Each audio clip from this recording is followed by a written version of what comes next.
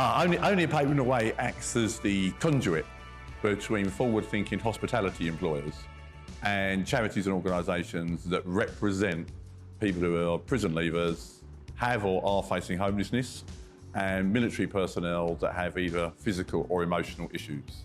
And through our free of charge jobs board, we link the two together and then get people into work. And that's our core business.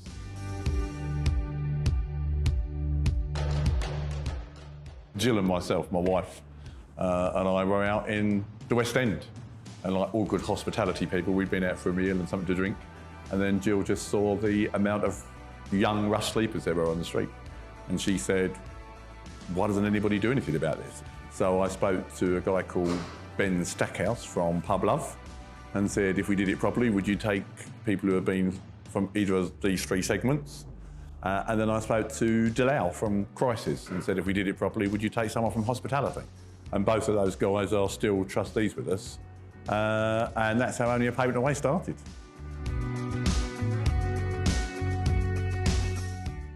We met at an event, and I think when I found out you were from Asahi, I decided to stalk you and tell you all about the charity.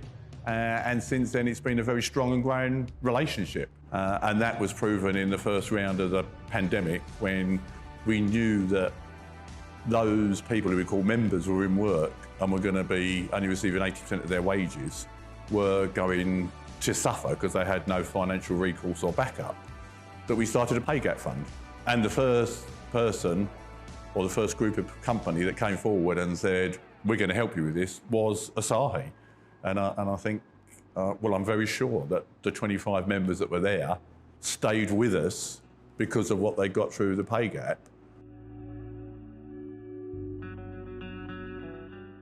The Only A Pavement Away member is placed into work. Once they're placed into work, they become that employee and that team member. The thing that employers like about it is that if that person starts to ask to borrow money, if they're looking dishevelled, if they're turning up late, then that general manager or that outlet manager can contact one of our relationship managers, and they can contact the charity, and then they come back to us and say, Bob or Betty can't afford to pay their rent, or they can't afford to pay their utilities. We will say, right, okay then, we will go out from the money we've raised, we will pay off that utility debt, or we will pay the first month's rent. The list of roles that Only A Pavement Away offer can be endless. You know, we purely deal with hospitality, but I think we started off because, yeah, it's pot wash that goes on to chef, it's barista, or it's bar staff, because that's where a lot of the vacancies were. But to be quite honest, you know, if we can get people who can go into the accounts department, into logistics, into IT. Simon Emily of Fuller's was always there from the beginning. I was quite fortunate that Simon and I were in Bass together. We've got Pub Love, with Ben Stackhouse, the Ivy Collection, Janine Pretorius is there. Gaucho's are very big on the prison leavers. Then Nick McKenzie from Green King is a big supporter of ours. Beds and Bars, we work with Strand Palace Hotel, are really, really good. And we've got about 80 employees on board. We've got small ones like the Cold Pepper Group. Interstate Hotels are really big. We've got Yo Sushi coming on board, Hush. We've got a little company down in Felixstowe called Yo. We've got Malmaison Hotels. We've got Tip Jar themselves coming on board. And then you get the partners like Christie's and Venner's and Zonal, Wireless Social, a big involved Bums on Seats. So what the Winter SOS does was it allows companies the freedom to say to their people, what would you like to do to be able to support Only A Pavement Away?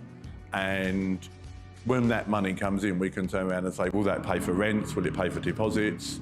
The big thing we're looking at now is that when members join us, there needs to have someone who mentors the men. So what the Winter SOS does is that money will be used and say, what's the crucial and pivotal thing to get these people into work?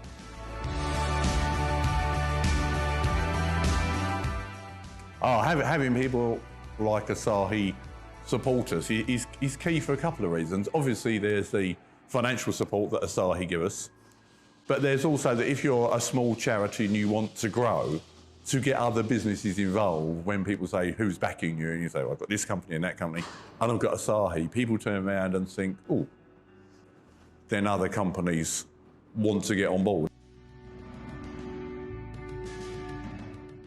The future of Only A Pavement Away can be as big as we want it to be. You know, our aim is to get 250 people into work over the next year. I'd say our aim could be 500, 700 if we have the structure in place. And with more relationship managers and some mentors coming in to look after the people and coordinators, then we can get more people into work and make sure they stay into work.